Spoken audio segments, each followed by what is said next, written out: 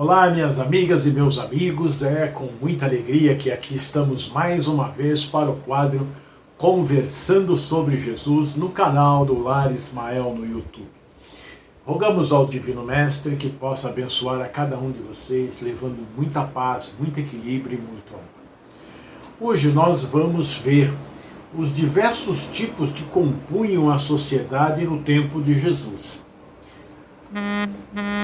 Na sociedade do tempo de Jesus, podemos distinguir vários grupos que se diferenciam no modo de se relacionar com a política, com a economia e com a religião, e que têm grande importância no quadro social da época.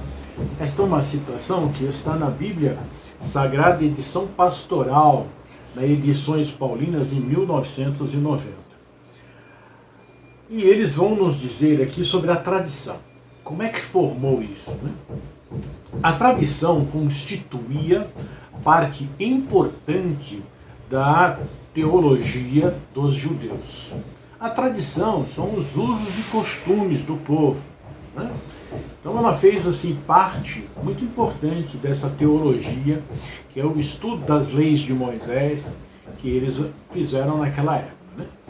Consistia numa compilação das interpretações sucessivamente dadas ao sentido das Escrituras e tomadas artigos de dogma.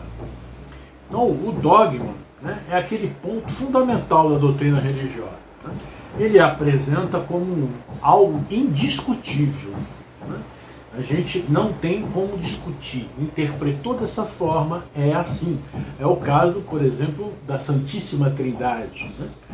Então, ele diz que assim, qualquer doutrina filosófica, política e de caráter indiscutível. Então, eles, dentro da tradição deles, eles discutiam a lei, interpretavam de determinada maneira e achava que aquilo lá era assim e ponto. Não tinha uma explicação tão lógica, tão racional. E isto, desta forma, então, eles constituíam entre os doutores, os que estudavam a lei, assunto de discussões intermináveis, as mais das vezes sobre simples questões de palavras ou de formas, no gênero das disputas teológicas. Então, foi desta forma que nasceram algumas seitas, né? Porque eles discutiam a letra, não discutiam sentimento, né? E dentro dos 10 mandamentos, as leis que Moisés colocou, ali tinha muito sentimento, né? Como nós vamos ver mais para frente, que não era o olho por olho e dente por dente, não. Por isso que a gente precisa se aprofundar para a gente ver que eram leis, né? Mesmo as leis civis que Moisés utilizou, era para que eles pudessem respeitar, né? E ter uma vida mais serena, mais tranquila, né? Então, ele diz que daí nasceram diferentes seitas, cada uma das quais pretendia ter o monopólio da verdade. Quando a gente discute a letra, né, acontece isso. Detestando-se umas às outras, como só pode acontecer mesmo porque nós discutimos letra, queremos ter um entendimento correto das coisas, né? E aí nós descambamos e temos esse problema. A mesma coisa acontece, por exemplo, no campo da política. Defendemos um partido ou outro, uma ideia ou outra, e aí acabamos brigando entre nós, ao invés de buscarmos uma solução para os problemas que se apresentam. E foi assim, né, que essas coisas aconteceram. Entre essas seitas, a mais influente era a dos fariseus, que teve por chefe Hilel. Hilel viveu durante o reinado de Herodes o Grande, foi uma figura central dos últimos tempos, no período do Segundo Templo, que foi restabelecido, reconstruído por Herodes o Grande. Ele era um doutor judeu, nascido na Babilônia, fundador de uma escola célebre, a Casa de Hilel, onde se ensinava que só se devia depositar fé nas Escrituras. Hilel fundou a Casa de Hilel, era uma escola, e ele ensinava as Escrituras. Mas ele era meigo, brando, pacífico, amoroso, né? Então ele discutia a lei, mas não era uma pessoa rígida, como os fariseus se tornaram. Aí nós temos também, então já que a gente falou dos fariseus, vamos falar dos fariseus. Né? Fariseus, do hebreu parush, divisão, separação. Tomavam parte ativa nas controvérsias religiosas, servis cumpridores das práticas exteriores do culto e da cerimônia, cheio de um zelo ardente de proselitismo, inimigo dos inovadores. Afetavam grande severidade de princípio, mas sob a aparência de meticulosa devoção, ocultavam costumes dissolutos, muito orgulho e, acima de tudo, excessiva ânsia de dominação. Tinham uma religião mais como meio de chegarem a seus fins do que como objeto de fé sincera. Da virtude nada possuíam, além da exterioridade e da ostentação. Entretanto, por umas e outras exerciam grande influência sobre o povo, a cujos olhos passavam por criaturas santas. Daí o serem muito poderosos em Jerusalém. E eles eram desta forma, né, seguindo essas escrituras, né, eles e toda a Torá, né, eles eram muito exteriores. Eles não cultuavam absolutamente nada, eles cultuavam o exterior. Então, eles rezavam nas praças públicas para dizer que eram homens de fé. Escribas, nome dado a princípio aos sectários do rei de Judá e a certos intendentes dos exércitos judeus. Mais tarde, foi aplicado essencialmente aos doutores que ensinavam a lei de Moisés e a interpretavam para o povo. Faziam causa comum com os fariseus, de cujo princípio partilhavam, bem como da antipatia que aqueles votavam aos inovadores. Daí, o envolvê-lo Jesus na reprovação que lançava aos fariseus. Eles eram aqueles que estudavam a lei, né? Mas eram também rígidos, seguiam a lei, mas não praticavam. Ensinavam ao povo e eram os sacerdotes. Né? Eles sabiam ler e escrever, então eles estavam bem numa situação privilegiada perante o povo, que poucos sabiam ler e escrever. E vejam como que era interessante. Você interpretava a lei e a lei, né, a lei judaica, ela ficou baseada, então eles interpretavam as escrituras, melhor dizendo, interpretavam as escrituras e transformavam em lei para você viver dentro daquela lei. Então você era obrigado a viver como o povo. Eles ensinavam muito bem, mas eles não viviam da forma como ensinavam. Saduceus, seita judia que se formou por volta do ano 248 a.C. e cujo nome lhe veio de Sadoc, seu fundador. Não acreditavam na imortalidade da alma, nem na ressurreição, nem nos anjos bons e maus, entretanto acreditavam em Deus, nada porém esperando após a morte. Só o serviam tendo em vista recompensas temporais, ao que, segundo eles, se limitava a providência divina. Assim, pensando, tinham a satisfação dos seus sentidos físicos por objeto essencial da vida. Quanto às escrituras, atinham-se ao texto da lei antiga. Não admitiam a tradição nem interpretações quaisquer. Colocavam as boas obras e a observância pura e simplesmente da lei acima das práticas exteriores do culto. Eram, como se vê, os materialistas, os deístas, os sensualistas da época. Seita pouco numerosa, mas que contavam no seu seio importantes personagens, se tornou um partido político oposto constantemente aos fariseus.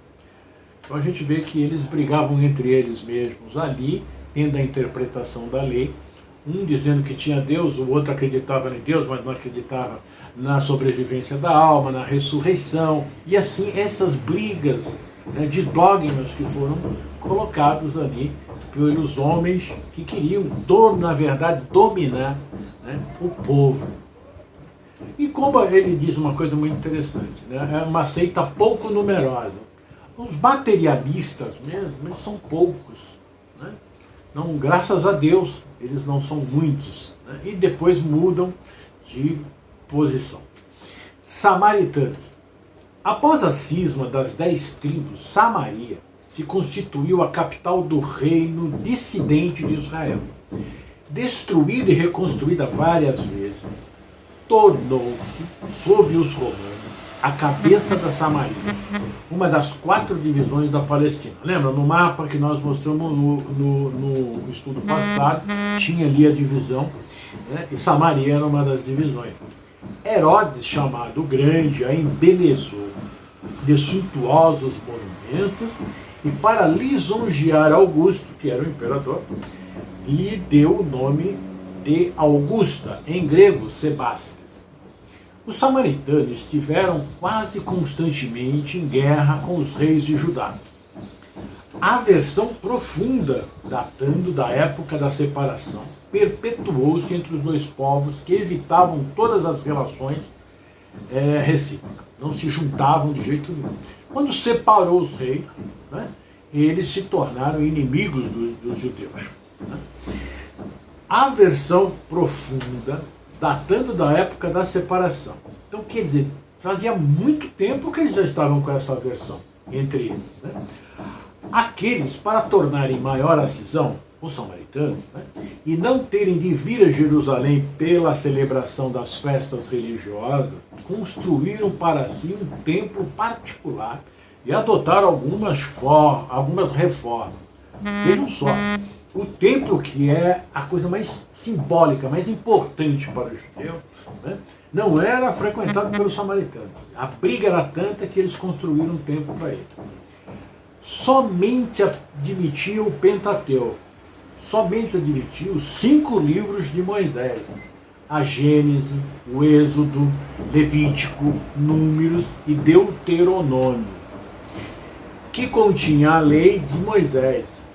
Só esses aí. E rejeitavam todos os outros livros que a esse foram posteriormente anexados. Anexados foram Josué, Juízes, Ruth, Samuel 1 e 2, Reis 1 e 2, Crônicas 1 e 2, Esdras, Neemias, Esther, Jó, Salmos, Provérbios, Eclesiásticos, Cântico dos Cânticos, Isaías, Jeremias, Lamentações, Ezequiel, Daniel, Oséias, Joel, Amós, Obadias, Jonas, Miqueias, Naum, Abacuque, Sofônias, Ageu, Zacarias e Malaquias. Esses eles não aceitavam. Seus livros sagrados eram escritos em caracteres hebraicos da mais alta antiguidade. Para os judeus ortodoxos, eles eram heréticos e, portanto, desprezados, anamatizados e perseguidos.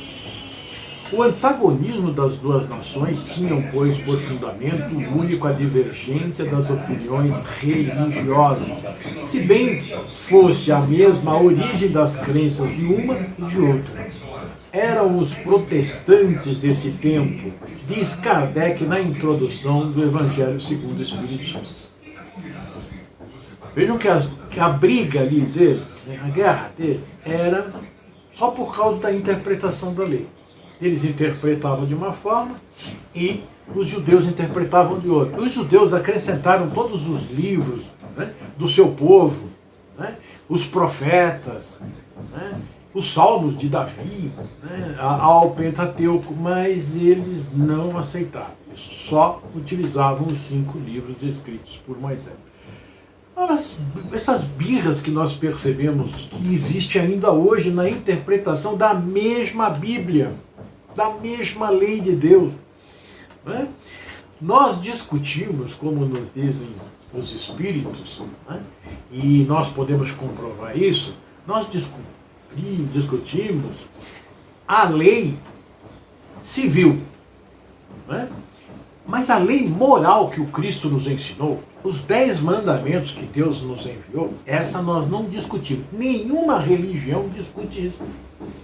Ninguém discute, não, eu não vou amar meu próximo como a mim mesmo. Ninguém vai discutir isso. Mas nós vamos discutir se tem reencarnação, se tem imortalidade da alma. Essas coisas nós vamos discutir. E aí a gente cria um cisma, a gente se separa por causa de determinadas situações. Porque eu estou com a verdade, o outro está com a verdade. E Kardec e os espíritos nos pedem, né? João Evangelista nos diz: não acrediteis em todos os espíritos, não acrediteis em todas as pessoas.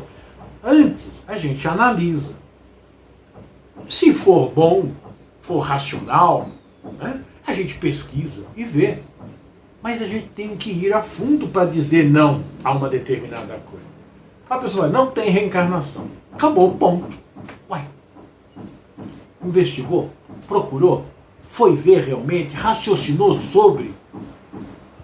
Se raciocinou sobre, chegou a essa conclusão, fique com ela. Mas também não vá brigar com aquele que seguramente pesquisou, comprovou, né, que existe a reencarnação. Vamos viver como irmão, não importa.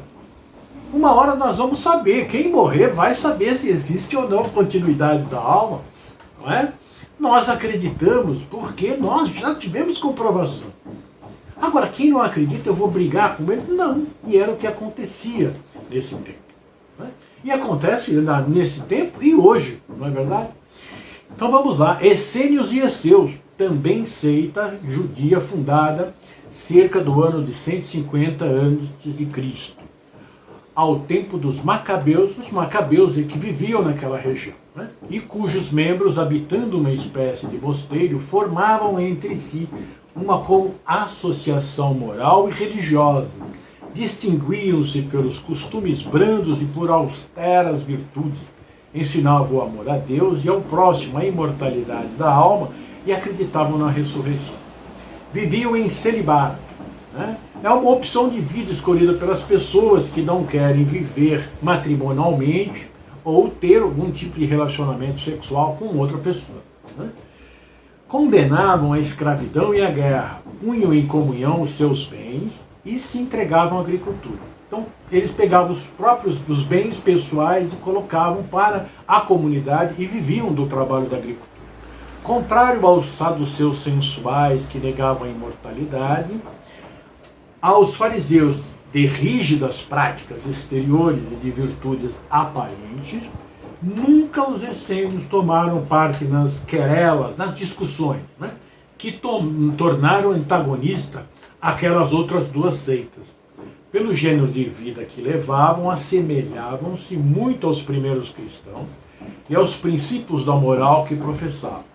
Induziram muitas pessoas a supor que Jesus, antes de começar a sua missão pública, de pertencer à comunidade. É certo que ele há de tê-la conhecido, mas nada prova que lhe houvesse filiado, sendo, pois, hipotético tudo quanto a esse respeito se escreveu.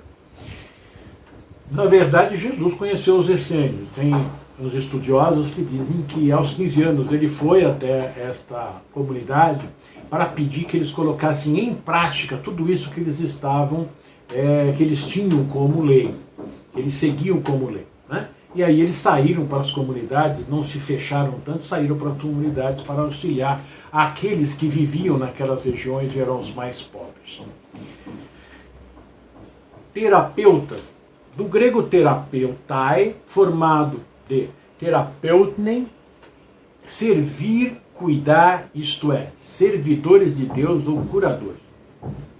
Eram sectários, indivíduos que se envolvem apaixonadamente ou de modo extremo numa doutrina, religião, política, filosofia, né? Eram sectários judeus contemporâneos do Cristo, estabelecidos principalmente em Alexandria, no Egito. Tinham muita relação com os essênios, cujos princípios adotavam, aplicando-se com estes últimos à prática de todas as virtudes. Eram de extrema frugalidade na alimentação, se alimentavam de modo bem leve, né? Também celibatários, não se casavam, né? Votados à contemplação e vivendo vida solitária, constituíam uma verdadeira ordem religiosa. Filon, filósofo judeu platônico de Alexandria, foi o primeiro a falar dos terapeutas, considerando-os uma seita do judaísmo. Eusébio, São Jerônimo e outros pais da igreja pensam que eles eram cristãos.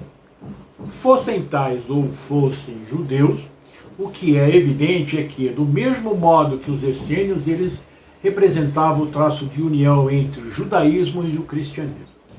Eles faziam e botavam em prática, viviam e botavam em prática a lei de amor ao próximo. Publicanos eram assim chamados na antiga Roma os cavaleiros arredatários das taxas públicas, incumbidos da cobrança dos impostos e das rendas de toda a espécie, quer em Roma mesmo, quer em outras partes do Império e aqui na Palestina. Eram como os arredatários gerais e arrematadores de taxas do antigo regime na França, que ainda existe em algumas regiões.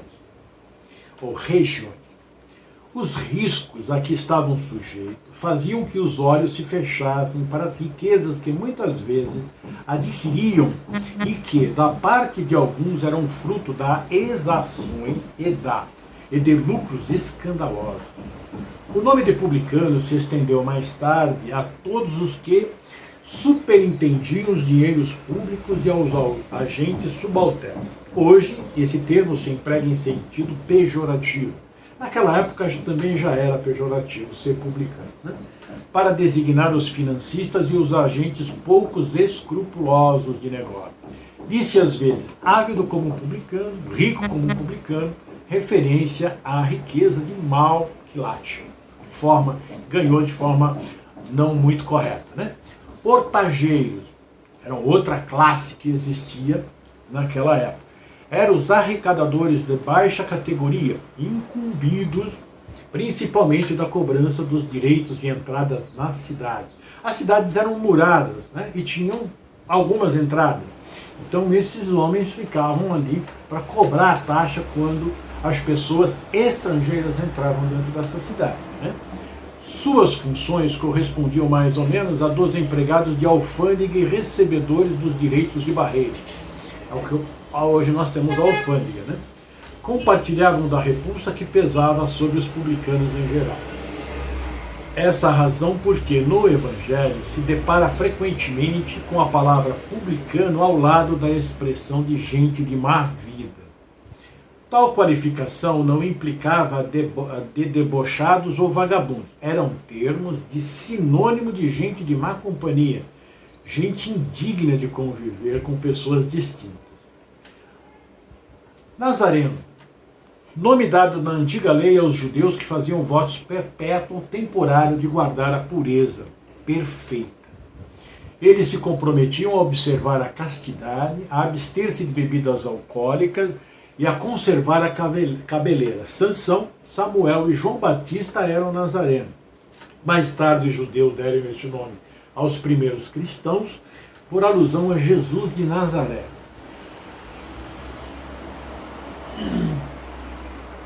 Nós temos ainda os zelotes ou zeladores. Eram os remanescentes da seita nacionalista, fundada por Jesus de Gamala, ou gaulonita, e vinham numa linha direta dos macabeus, os mais nacionalistas de todos os chefes e reis da antiguidade nacional. Mais tarde essa seita adquiriu extraordinária importância na vida pública do país, porque dela vieram os elementos que mais decisivos e definitivamente concorreram para o desencadeamento das revoltas de 70 e 117 depois de Cristo, né, contra os romanos invasores e que tiveram como resultado primeiramente o cerco e a destruição do templo de Jerusalém. E mais tarde, o epílogo desastroso do extermínio em massa da população e, consequentemente, expatriação dos que sobreviveram às represálias romanas. Isso está no livro O Redentor, no capítulo 12, de Edgar Argon. Então, esses zelotes, eles não eram contrários, evidentemente, à ocupação de Roma. E eles armavam, né, por trás de tudo isso, grandes confusões, né? Um zelote famoso diz que Barrabás, aquele que foi solto, quando Pilatos pergunta se Jesus ou Barrabás, era um zelote. Eles então criaram grandes problemas. A destruição do templo no ano de 70 e de Jerusalém, 117 depois de Cristo, foi uma matança muito grande. Isso foi bastante complicado e eles brigaram muito. Eles estavam tentando de todas as formas saírem daquela escravidão. Os gentios. A palavra gentio designa um não israelita e deriva do termo latino gens, significando clã ou um grupo de famílias. Os tradutores cristãos da Bíblia usaram esta palavra para designar coletivamente os povos e nações distintos do povo israelita. Né? Os gentios eram todos os povos que não eram judeus. Um judeu não devia casar com um gentio, porque os gentios não adoravam a Deus, nem obedeciam à lei de Moisés. Um gentio podia se converter ao judaísmo. Né? E isto nós vamos ver porque Moisés, no Levítico 19, 33 e 34, pede que não se maltrate, né, os estrangeiros. Né? Eles deviam viver junto. Um gentio ele podia casar com uma judia, né? Mas se o gentio ele tinha que se converter e ser circuncidado, ficaria mais integrado na comunidade e seus bisnetos seriam considerados judeus plenos, tá? Em Deuteronômio 23, capítulo 7 e 8. Né? Então, por causa da dieta, veja só, das regras da dieta, os judeus não comiam na casa dos gentios, porque os gentios, eles dizem que eles comiam comidas impuras. Seria muito interessante a gente dar uma analisada nesses puros e impuros. Neste clima de ódio de toda a espécie, entre os sofrimentos mais diversos, Jesus disseminou o amor, a paz, a liberdade, conclamando ao reino de Deus e pregando a não violência até o próprio sacrifício, sintetizando os objetivos da vida no amor a Deus sobre todas as coisas e ao próximo como a si mesmo. Fez esse legado de amor e de torrentes luminosas e soberanas. Em Primícia dos Reinos, Respingos Históricos do Espírito Amélia Rodrigues, psicografado por Divaldo Pereira Filho. E assim, nós vemos como era a sociedade daquele tempo e nessa sociedade nasceu Jesus, disseminando o amor, a luz, a paz a todos os homens. E é assim que nós devemos procurar viver. Rogamos a Jesus que abençoe a cada um de vocês, leve muita luz, muita paz e procuramos estudar para irmos entendendo como funcionava o passado e entender o presente. Jesus então nos abençoe. Eu sou Irandir Protásio, um dos membros do Lares Mais.